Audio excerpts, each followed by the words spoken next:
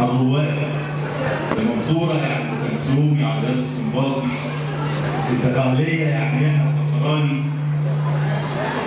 يعني ناس كتير جدا مهما عدينا الأستاذ كبير عادل إمام وكتير قوي.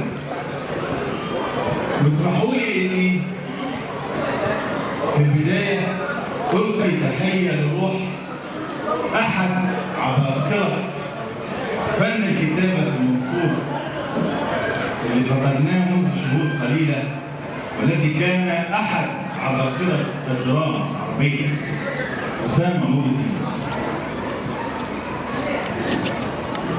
وأيضا المنصورة ما زالت تحظى وتحفل بإنجاب الكثير من المبدعين، فأنا يشرفني ويسعدني إن أكون ما بينكم النهارده، وأنا يعني برضه بإني من مواليد الغربية، فيعني النبي وصى صدرك شكرا جزيلا لتحضروا.